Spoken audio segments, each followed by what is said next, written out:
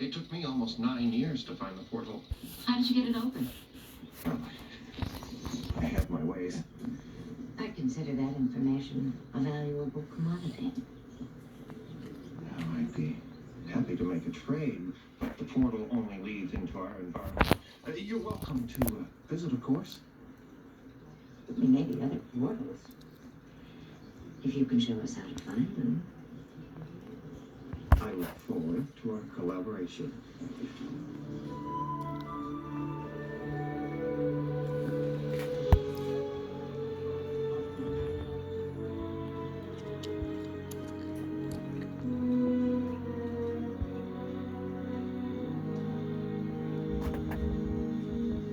What do you see now? Fascinating. Everything is glowing with its own energy. Even the plants are emitting a faint thermal signature. It's really quite lovely. Aside from the aesthetic consideration, how's your optical resolution? The captain sent me down to get an update. Well, we're just about ready. I've reconfigured the doctor's optical sensors, and as soon as they're aligned, he should be able to detect the microwave signature of the portals. Then I could begin my new career as a tricorder. How about the other day? I might have been a bit oversensitive about the Klingon program. Don't worry about it. That should just about do it. I think we can start scanning now. Good. I'll tell the captain. About the program. I didn't mean to push you. I know, you didn't. And I didn't mean to lash out at you like that.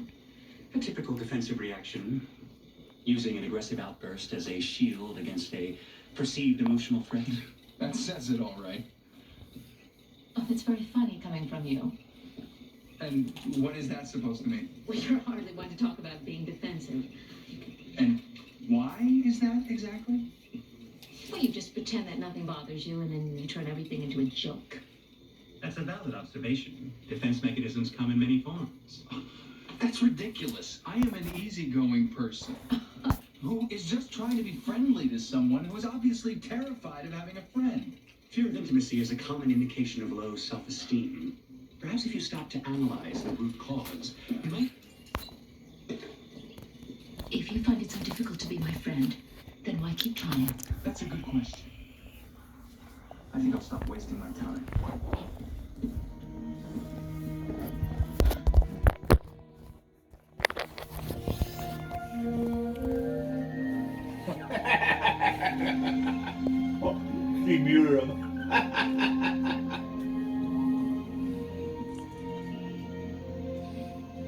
I pulled a power cell and some relay circuits out of a food dispenser.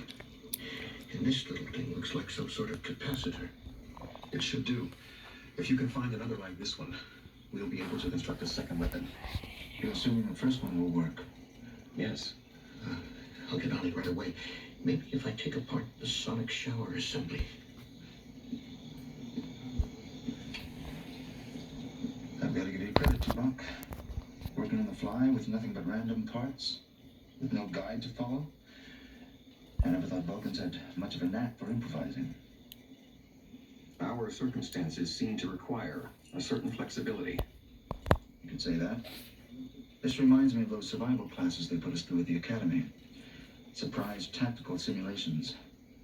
Getting dropped off in the woods with no chance to prepare. They certainly taught you to live by your wits. That was a lesson I had already learned. During the rite of Taloth, I survived in the Vulcan desert for 4 months, with a ritual blade as my only possession. After that, Starfleet training exercises seemed less of a challenge. I guess so. This weapon is complete. When Mr. Neelix returns with a second capacitor, I'll improvise another.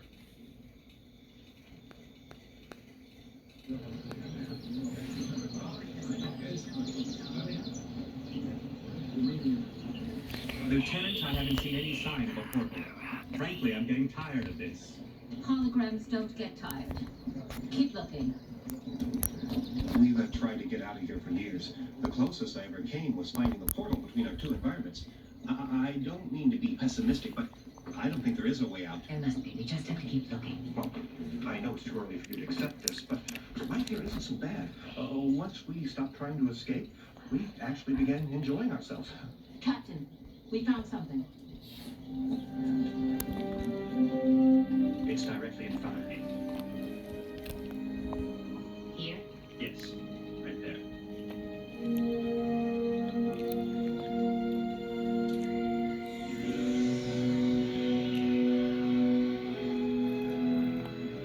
Now, if my scanning services are no longer required, I'll return to my medical duties.